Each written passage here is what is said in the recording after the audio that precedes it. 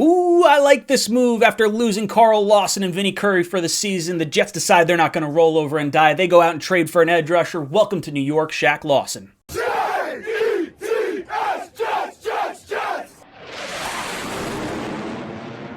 Welcome to Jets Talk. My name's Ryan. I'll be your pilot today. If you're new here, hit that subscribe button. If you've been here before, welcome back. I love having you here. Boys and girls, we go live every Tuesday night, 8 o'clock to 10 o'clock with me, O'Leary, and Greenbean. So make sure you tune into that and ask us all your Jet-related questions, both 53-man cut down, trades, free agent acquisitions, all that good stuff. Make sure you tune in 8 o'clock to 10 o'clock. Now let's move on to our story of the day. Actually, our story of yesterday, because I'm just getting back from the shore. The Jets go out and trade for edge rusher Shaq Lawson. The 27-year-old, 6'3", 260-pound edge rusher is coming to us from Houston. The Jets give up a 6th-round pick in 2022. Now, this is his third AFC East team that he will be bouncing between. He was originally drafted in the first round by the Buffalo Bills, spent 3 years with them, 4 years with them? 4 years with them. Spent a year in Miami, and then was traded this past offseason in March to the Houston Texans for a 6th-round pick. So the Texans get their pick back in a sense just a year later, and the Jets give up a 6th-round pick to acquire an edge rusher after we had Vinny Curry and Kalo Lawson go down for the season. Now, thing to note, that 6th-round pick that the Jets gave up was the pick that the Jets got from the 49ers in the Jordan Willis trade. Fun fact, Jordan Willis is serving a 6-game suspension for PED use, so if you want to see a Willis for Lawson swap, I would say the Jets are coming out ahead of this. Either way, you kind of slice it. The Jets were set to have like 11 picks next year, so bringing in someone that could help this season while foregoing one of those later round picks next year, I think was a smart move. Now, this was a player that probably was going to be cut by the Houston Texans, so the Jets decided, hey, let's go out there, let's bring him in. We at least have him under contract for 2 years.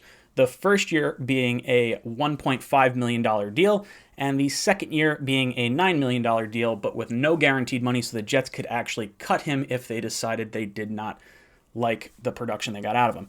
And just as a reference for his chart last year, this is from Over the Cap, kind of a really cool metric that they run. The green line going across is the salary that they were given. Now, Shaq Lawson was given a 3-year, $30 million deal, so that's that $10 million a year line. And each of these little dots shows you based on his pass rushing, his skills. I think they tie in Pro Football Focus with all this stuff on a week-to-week basis, and that's how they judge each high and low here. But basically, if you're above that green line, your team is getting value out of you. If you are below that green line, then the team is not getting value out of you. They are paying too much money for the production you're putting forth on the field. So looking at this, not all that great until you consider the Jets are only paying him $1.5 million, which means like literally everything is above our new green line for this season. So if we can get continually, the same thing he was putting out last year, then at the very least, this is a net gain for the New York Jets. Now, his career high in sacks was 6.5 sacks. That was in Buffalo before he went to Miami. So where I kind of envision him, between 4 and 6 sacks. I don't think this is where we were hoping Kalo Lawson was going to be. I think this is more of like a Vinny Curry type replacement. So I guess temper your expectations just a little bit. But to the crowd that really has been pushing that narrative, I do want to point to a few things that I thought were very interesting. According to SysData Hub, they score all the pass rushing snaps and pressures and knockdowns and hits and everything like that. So Shaq Lawson. I'm going to get this confused. Too many Lawsons. We got too many Carters. We got too many multiple names. Shaq Lawson, when compared to Kalo Lawson. Shaq Lawson last year had more hurries by percentage, had more hits by percentage, and had more pressures by percentage.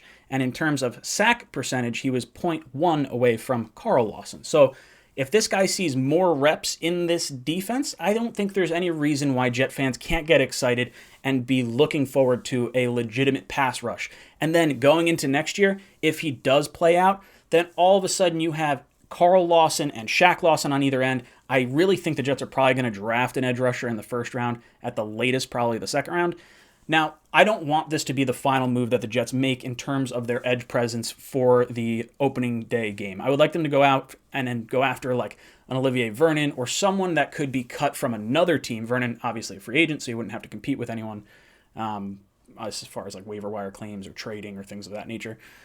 But I would like to go out and sign some type of veteran edge rusher to go along with Shaq Lawson. I think this team knows they're in a position where they could really contend and fight for, more wins this season. I don't know if any of us are predicting them playoffs, but I think there is enough here on this team that you can look at and you can see the players are excited. They want to prove everyone wrong. The Jets have kind of been down in the dumps the last 2 years, and these players don't have that mindset whatsoever.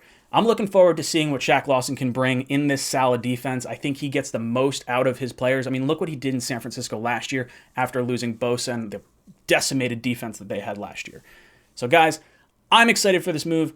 I think it's going to be a lot of fun to watch. I'm looking forward to week 1. I think the Jets are still going to beat down Carolina.